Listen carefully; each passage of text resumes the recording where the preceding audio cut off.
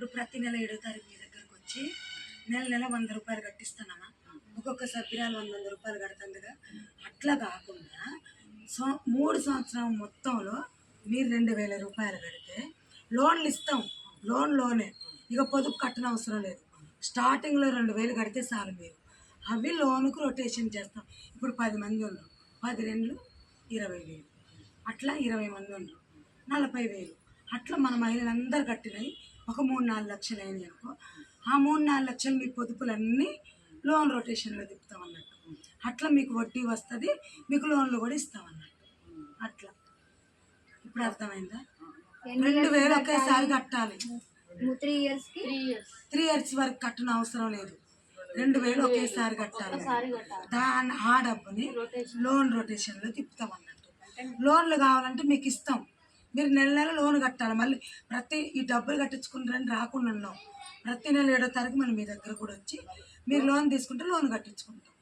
మీరు ప్రతి నెల 100 రూపాయలు సేవింగ్ పొదుపు కడుతున్నారు కదా, 3 సంవత్సరాల తర్వాత అది మీకు మేము ఇచ్చేస్తున్నాం, క్లియరెన్స్ చేసేస్తున్నాం. అంటే 3 సంవత్సరాల తర్వాత ఎంత వస్తుంది మీకు? మీరు కట్టినది 3,300 అంతేనా?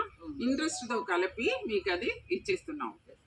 కానీ ఇప్పుడు ఏం చేయాలంటే మనం ఇది అంటే లోన్ రొటేషన్ కోసం 3,300లో మీకు 2,000 మేము పట్టుకొని ఒక 1,300 మీ చేతిలో మేము ఇంట్రెస్ట్తో పాటు మీకు ఇచ్చేస్తున్నాం. ఈ 2,000 మన లోన్ రొటేషన్లో మనం పెట్టుకుంటాం. అంటే ప్రతి నెల మీరు సేవింగ్స్ కట్టాలని అవసరం లేదు. ఈ 2,000 ఒక్కొక్కరి దగ్గర 2,000 వచ్చేటప్పుడు ఇప్పుడు 20 మంది ఉన్నారని అనుకోండి, ఇప్పుడు ఎంత వస్తుంది అమౌంట్? అలా ఆ అమౌంట్ని మనం అది కంటిన్యూ చేయవచ్చా?